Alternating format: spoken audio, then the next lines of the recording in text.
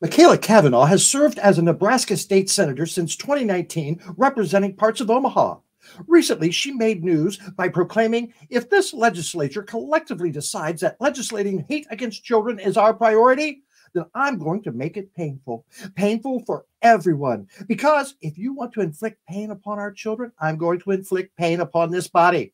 I have nothing but time, and I am going to use all of it. You cannot stop me. I will not be stopped. If LB 574 gets an early floor debate and moves forward, it will be very painful for this body.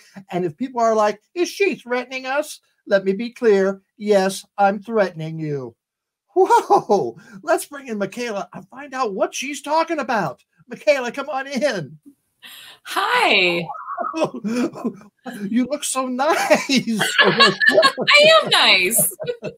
All right. What got that bee in your bonnet?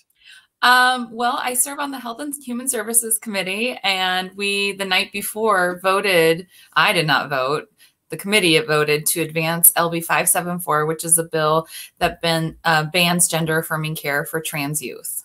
And I told my committee members that if they were going to advance it to the floor, that it was going to be problematic and I was going to slow things down. And so the next morning I was being a woman of my word. And I have been ever since. So what has happened? Not much. A lot of me talking, So it's been 2 weeks. And we still have committee hearings going on. So we only have floor debate for the first half of the day. And then in the afternoon, we go to committee hearings. And so I've been taking the maximum amount of time allowed on each bill and just talking and talking and talking and talking. And so we are almost halfway through this legislative session. It's a 90-day session, and we just finished day 42. And we have not passed a single bill this year. How much support do you have? How much have you from fellow senators, from your community? Tell me about that. The community is extremely supportive. I'm hearing from all corners of the state of Nebraska that people are grateful that I'm standing up for these kids and for parental rights as well. My colleagues, people are frustrated because they've got bills they want to get passed. But for the most part, my Democratic colleagues are supportive. And some of my conservative colleagues are supportive, but they still would like to see things start to move forward. And I've told them, use their power and use their voice, and we can move past this. How does the Nebraska state legislature work? Do you have a Senate? Do you have a House of Representatives? No, we don't. We're unicameral. So we have one house. We are very unique. We have one house. We are nonpartisan. That means that our political elections are the top two vote getters go through from the primary to general election. So you can have two Republicans running against each other. You can have two Democrats running against each other. We don't have a political leadership within the body. We don't have a Democratic caucus or a Republican caucus. We actually caucus by congressional district. There's 49 senators, 17 Democrats, 32 Republicans. You need 33 votes to end a filibuster. So they almost have a supermajority, but they are one vote shy of a supermajority. But I mean, one person can filibuster a bill by themselves and you can still lose on cloture. I don't care. My goal isn't to kill every bill. My goal is to slow things down because we only have so many hours before we reach that 90-day mark. And when we reach that 90-day mark, we are done. And so if my colleagues want to pass legislation that is our job, like economic development, the budget, then we're going to have to make some choices. And we need to stop legislating hate as a result. You said you had 17 Democratic senators. Do you see that increasing anytime soon, or has it increased over the years? Well, it has increased over the years. It has decreased over the years. My father served in the legislature in the 70s, and there were 24 then. So it has been, we've seen it ebb and flow. I think that with this kind of legislation that's been coming up, this, legislating against the LGBTQ community, I think we're going to see a big pushback in our next election. And legislation against reproductive health, I think we're going to see an enormous pushback. Our Republican leadership has always liked to say that Nebraska is a pro-life state. And the reality is that I think it's around 58, 59% of Nebraskans support reproductive health care access. So I think we're going to see a shift for sure in 2 years. What other political action do you see coming from the right in Nebraska? Well, I mean, there's just like a lot. We have an anti-trans sports bill.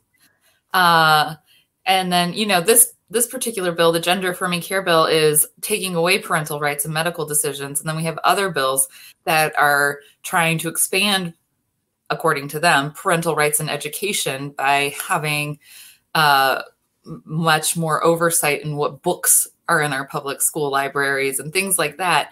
So it's just everything that you see nationally is happening here. Legislation that is trying to legislate hate across the board, and legislation that is not focused on economic development, economic recovery, agriculture. We're an agricultural state, so we're not really focusing on what we should be focusing on. What about drag queens? What's their status? Oh, yes. We haven't had the hearing yet, but hopefully it will be fabulous. There is a bill to ban drag shows. It is very ham-fisted, very poorly written. Even if it weren't poorly written, it would be ridiculous, but it is even more ridiculous the way that it is written. But I am looking forward to that hearing because I think that the Capitol is going to be spectacular that day. What are their major points in that? What are they against? Against youth having exposure to drag queens. Don't ask me to rationalize that. We have, I live in Omaha, Nebraska, and we have a wonderful store here called the Urban Alley, and they have drag show storytelling every weekend, and it's fantastic. It's fabulous. It's glamorous. I don't know why you would want to take that away from my little niece who goes every weekend. She's 3 years old and it's her favorite thing to do. I think that's kind of a cruel thing to do to a 3-year-old, is take that away from her. But, I don't understand it. I really don't. I don't understand where this place of hate comes from and why we can't trust our parents to make good choices for their children. We're becoming a nanny state. I'm curious, do you know if there are any Hooters restaurants in Nebraska? There are, yes. With children's menus? Yes. There's actually other restaurants. I think there's one called Twin Peaks. That's a spinoff of Hooters. Yes. There are lots of restaurants that are like that. And I used to work for the opera, and I just don't know what this means for the future of the opera, which is frankly the most conservative art form that we have in Nebraska. It's not actually conservative, but conservatives really support opera. And so I'm like, do you realize that opera is like 50% drag? What about touring companies of Some Like It Hot or Mrs. Doubtfire or Kinky Boots? Anything. What about those? At least in Omaha, we do have, we have Broadway shows come through. We have a large performing arts center here in Omaha. Yes, I think that this would be very problematic. You couldn't have any minors attend Broadway shows. You couldn't have high schools performing Broadway musicals that have been performed. Shakespeare would be off the table. Yeah. It's like I said, it's ham-fisted. It's not well thought out. Michaela, why are you taking on these causes? Why is that? Oh, I mean, it's my job. It's my job to make sure that we are enacting good public policy. It's my job to protect the youth of this state. It's my job to stop us from legislating hate. So it's my job. What's your interest in politics? How did that start?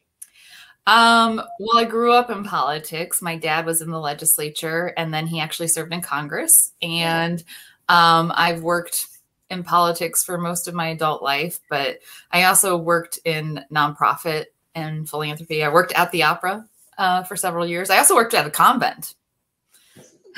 So I've done it all. Oh my goodness. But I do have a master's in public administration, and I'm very passionate about public policy. Before you held the seat that you have now in the Nebraska State Senate, did you run for anything else? Nope, this is the only thing I've ever run for, and it was a Republican seat. How about in the future? Are you looking up to go any higher? No, no. I love it. I love the legislature. I love the impact. I love being a part of the community. I am term limited. I was just reelected, so I'm serving the next 4 years, my last term. But I love what I'm doing, and I'm looking forward to going back to being a little bit more focused on my family. I actually, when I was running the first time, I had a baby during the campaign. So I'm looking forward to spending a little bit more time with that baby who's now almost 5. I bet.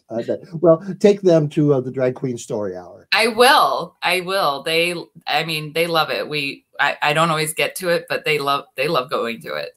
Good. Well, Michaela, thank you so much for joining us tonight and for fighting the fight. We need more people like you, especially in the Midwest. So thank you. I just want everybody to just keep fighting the good fight, because it's too important, and our kids deserve better. So we should give them better. Yes, we should. Thank you, Michaela. Thank you.